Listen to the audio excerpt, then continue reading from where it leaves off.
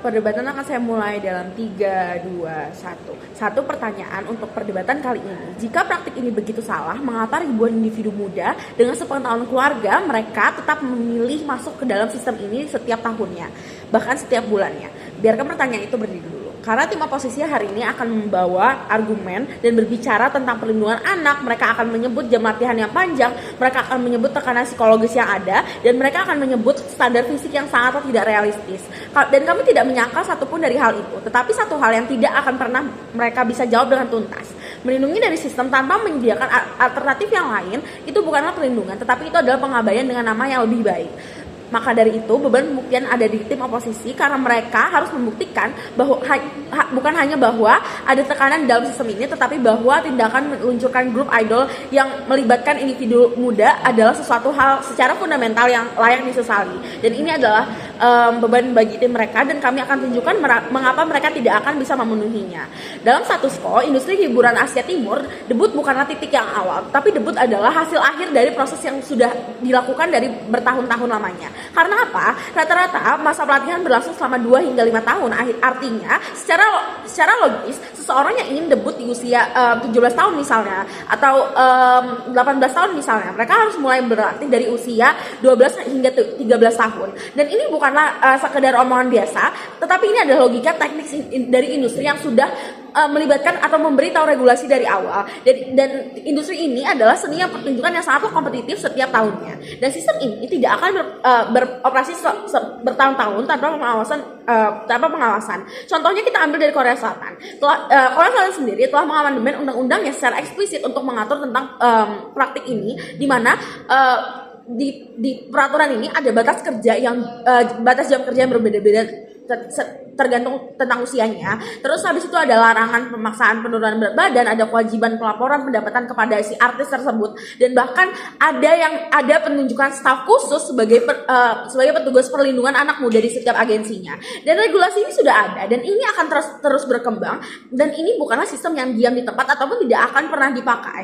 Dan ada 2 cara untuk melihat debat ini. Tim oposisi akan melihatnya sebagai persoalan untuk perlindungan anak ataupun hak asasi anak dan lain-lainnya, tetapi kami melihat sebagai persoalan akses dan pilihan yang secara struktur. Dan perbedaan ini sangat penting karena apa? Pertanyaan yang tepat bukan adalah tentang sistem ini ideal atau bukan, tetapi pertanyaan yang tepat adalah dalam di dunia mana aspirasi ini nyata dan tidak bisa dihapus begitu saja. Apakah lebih baik difasilitasi secara terstruktur atau ditekan tanpa jaminan bahwa hasilnya lebih aman? Itulah perbedaan yang sesungguhnya dalam perdebatan kali ini. Masuk ke dalam argumen pertama kami sederhana sebetulnya. Menutup itu agensi ini tidak dapat menghilangkan keinginan untuk menjadi idola.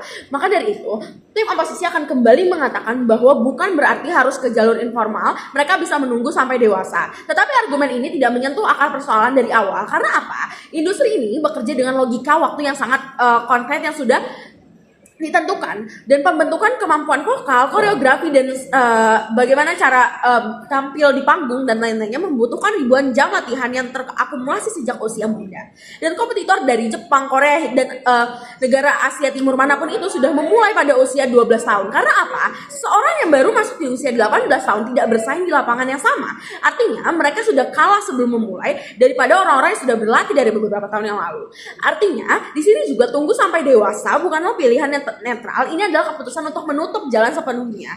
Dan dalam mayoritas kasus, siapa yang sebetulnya paling mampu bertahan tanpa sistem agensi? Karena mereka yang punya uang untuk kelas privat, koneksi industri, dan akses yang untuk jalur alternatif bukanlah semua orang. Jadi pilihannya sebenarnya bukan antara sistem agensi versus masa kecil yang tenang. Pilihannya hanyalah antara sistem yang memiliki kontrak, regulasi, dan mekanisme perlindungan hukum, dan versus tidak ada sistem sama sekali dengan semua resiko yang tidak terlihat dan tidak bisa digugat. Bahkan jika asumsi tim oposisi benar bahwa tekanan di dalam sistem ini adalah sangat signifikan, mereka tidak pernah menjelaskan bagaimana ketiadaan sistem itu dapat menghasilkan kondisi yang jauh lebih aman, jauh lebih strategis, dan mereka tidak bisa menjelaskan apa yang sebetulnya terjadi di dalam. Tetapi mereka tidak pernah menjelaskan apa juga yang terjadi di luar. Maka hal ini adalah sangat asumsi yang gagal dari tim oposisi.